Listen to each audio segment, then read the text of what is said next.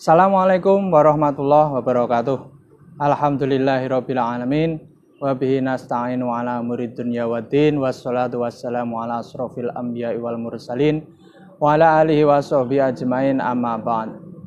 Alhamdulillahirabbil alamin, marilah kita memanjatkan puji syukur kita kehadirat Allah Subhanahu wa taala yang telah memberi kita kesehatan, masih memberi kita kesempatan sehingga pada hari ini, hari Kamis tanggal 22 April 2021, kita bisa bertemu lagi dalam keadaan sehat, dalam keadaan iman, dan dalam keadaan Islam. Salawat dan salam marilah senantiasa kita haturkan kepada junjungan kita Nabi besar Muhammad SAW, yang senantiasa kita jadikan tauladan dan yang senantiasa kita nanti-nanti syafaatnya di yaumul akhir kelak. Amin Allahumma amin.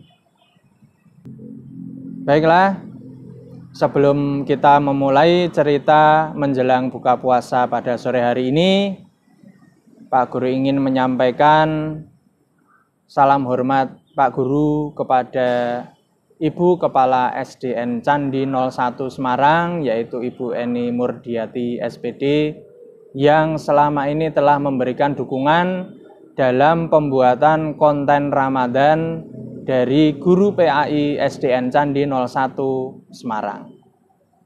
Yang kedua, kepada seluruh orang tua wali murid siswa-siswi SDN Candi 01 Semarang yang selama ini telah melaksanakan dan mendampingi pembelajaran anak-anak di rumah. Kami haturkan terima kasih yang sebesar-besarnya. Yang ketiga, kepada siswa-siswi SDN Candi 01 Semarang, Pak Guru haturkan terima kasih yang sebesar-besarnya dan mohon maaf apabila selama ini Pak Guru belum bisa bertemu secara tatap muka langsung. Jadi sementara kita bertemu, sementara Pak Guru menyampaikan materi melalui konten yang bisa kalian tonton di YouTube. Oke?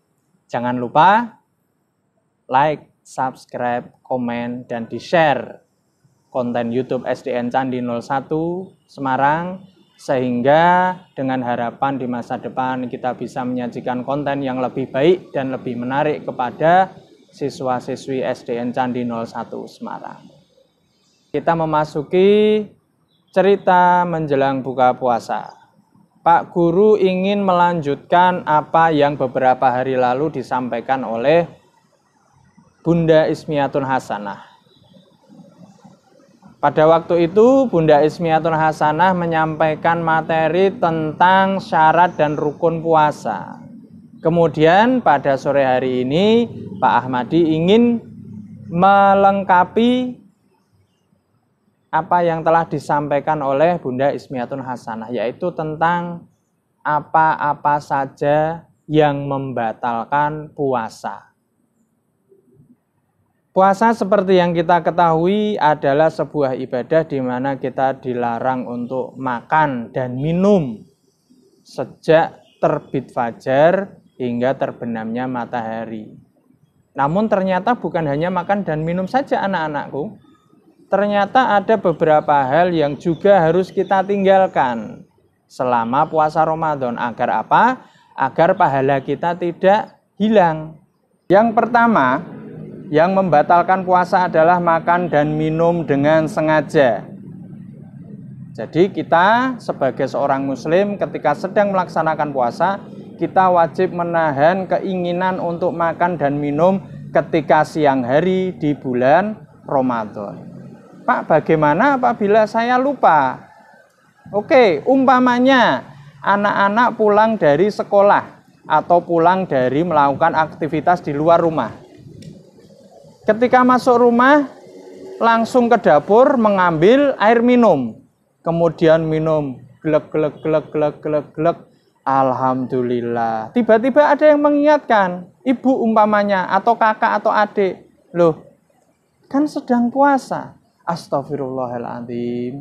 Apabila kita lupa, kita minum atau kita makan, sesudah itu kemudian kita lanjutkan puasa kita, insya Allah Allah akan memaafkan apa yang telah kita perbuat karena kita lupa. Tapi ingat, tidak boleh disengaja. Ya. Jadi sekali lagi Pak Guru ulangi, apabila kita terlupa makan atau minum, kita tidak batal puasanya, tapi kita wajib melanjutkan puasanya sampai matahari terbenam. Pak Guru, bagaimana apabila saya lupa? Kemudian saya makan dan minum ketika sedang berpuasa, namun ketika makanan itu masih di mulut, kemudian saya teringat. Apa yang harus saya lakukan? Dimuntahkan saja makanan atau minuman itu. Kemudian kita bersihkan mulut kita sampai tidak ada sisa makanan, kemudian kita lanjutkan puasa kita. Yang kedua, yang membatalkan puasa kita adalah masuknya sesuatu melalui kubul dan dubur.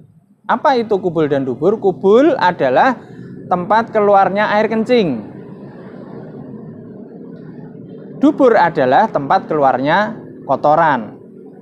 Nah, bagaimana Pak penjelasan tentang apabila masuk melalui dua lubang itu kemudian puasa kita batal? Contohnya seperti ini. Ketika di siang hari bulan Ramadan kita berenang umpamanya.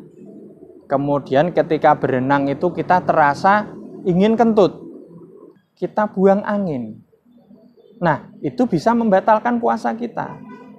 Atau ketika di dalam air kita buang air kecil. Kita pipis ketika sedang berada di dalam air. Itu bisa membatalkan puasa kita. Yang ketiga, muntah secara disengaja.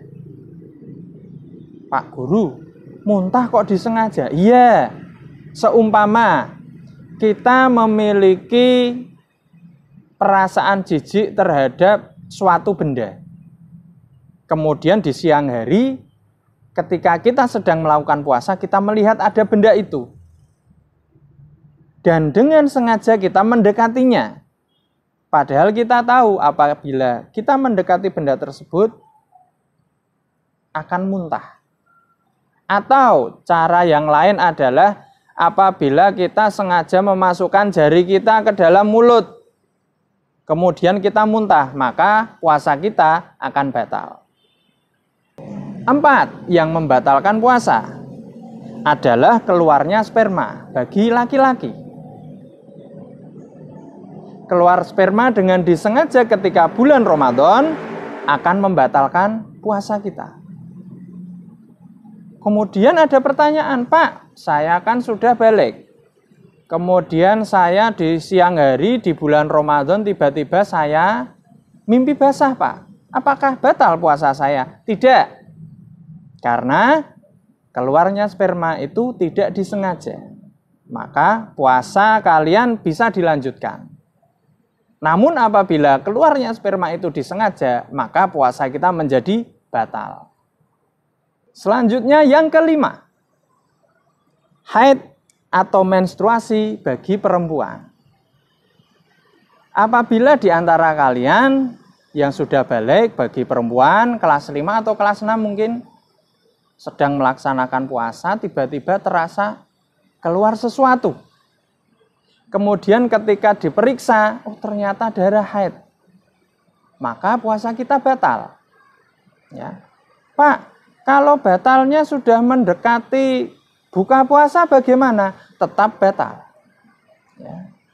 Kecuali kita sudah yakin bahwa darah haid itu keluar setelah kita mendengar adzan maghrib. Yang artinya ketika kita mendengar adzan maghrib, maka puasa kita hari itu sudah selesai. Kemudian selesai berbuka, selesai adzan maghrib, baru darah haid itu keluar. Maka puasa hari itu tidak batal. 6. Yang membatalkan puasa selanjutnya adalah nifas. Nifas adalah keluarnya darah setelah melakukan persalinan atau setelah melahirkan seorang bayi. Maka ini hanya berlaku bagi wanita. 7. Yang membatalkan puasa selanjutnya adalah gila atau junun atau majnun.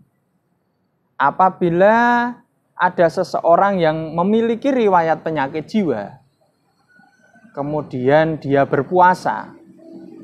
Tiba-tiba ketika sedang melaksanakan puasa, gilanya kambuh atau kumat, maka puasanya batal.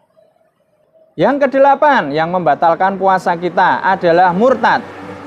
Apa itu murtad? Murtad adalah keluar dari agama Islam. Baiklah anak-anak yang Pak Guru sayangi dan Pak Guru cintai, berikut tadi telah Pak Guru sampaikan beberapa hal yang membatalkan puasa kita. Maka marilah kita hindari hal-hal tersebut yang telah Pak Guru sampaikan di depan. Baiklah, kiranya apa yang Pak Guru sampaikan sore hari ini cukup sampai sekian. Semoga bermanfaat dan semoga apa yang Pak Guru sampaikan bisa menjadi pengingat bagi Pak Guru secara pribadi dan kepada anak-anakku secara umum. Kurang lebihnya mohon maaf. Wassalamualaikum warahmatullahi wabarakatuh. Kita ketemu lagi di lain waktu.